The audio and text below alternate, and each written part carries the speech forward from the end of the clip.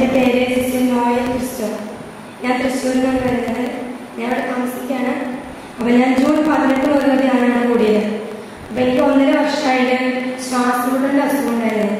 അപ്പോൾ ഞാൻ സ്ഥിരമായിട്ട് മരുന്ന് കഴിച്ചുകൊണ്ടിരുന്ന ഒരാളായിരുന്നു. അപ്പോൾ ഞാൻ മരുന്നുമായിട്ടാണ് ഇവിടെ വന്നത്.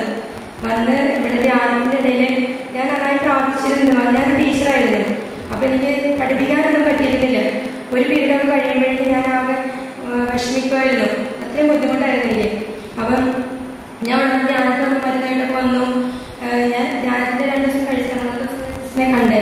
അപ്പോൾ സിസ്റ്ററിനോട് ഇങ്ങനെ പറഞ്ഞു. അപ്പോൾ സിസ്റ്റർ പറഞ്ഞു രോഗം സൗഖ്യമാക്കുന്നു പറഞ്ഞു. അതുപോലെ തന്നെ തൈലം ശുശ്രൂഷയ്ക്ക് ഞാൻ സിസ്റ്ററിനോട് ഇങ്ങനെ പറഞ്ഞായിരുന്നു മാറാൻ ഇങ്ങനെ ഈശോയുടെ പ്രാർത്ഥിക്കാൻ വേണ്ടിയിട്ട്. അപ്പോൾ സിസ്റ്റർ പറഞ്ഞത് ഈശോ മാറ്റി തരുമെന്ന് പറഞ്ഞു. മാറ്റം സിസ്റ്റർ വിശ്വാസമുണ്ട്, ഞങ്ങളുടെ വിശ്വാസമുണ്ടെന്ന് പറഞ്ഞു.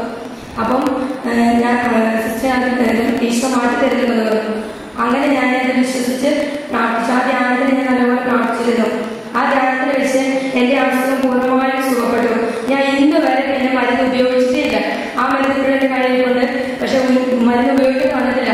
അതുപോലെ തന്നെ എനിക്കിങ്ങനെ അധികം ഇങ്ങനെ ഒത്തിരി നേരം സംസാരിക്കാനോ അതുപോലെ ഒരു നന്മനന്ദമായ ഒരു പൂർണ്ണമായിട്ട് പറയണമെങ്കിൽ 3 പ്രാവശ്യം വലിച്ചിട്ടുണ്ടായിരുന്നു. അങ്ങനെ ഞാൻ ചെയ്തിരുന്നു. പക്ഷെ ഇവിടെ വന്ന് ഞാൻ ഈ സ്റ്റേജിൽ കയറിയാൽ കൊണ്ടുതരും, അതുപോലെ ക്ലാസ് എടുത്തു. എനിക്ക് ഇതുവരെ ഒരു കുഴപ്പമുണ്ടായിട്ടില്ല, മരുന്ന് കഴിച്ചിട്ടില്ല. ഈശോ രോഗം പൂർണ്ണമായിട്ട് സുഖപ്പെടുത്തിയെന്ന് ഞാൻ വിശ്വസിക്കുന്നു. ഈശോയെ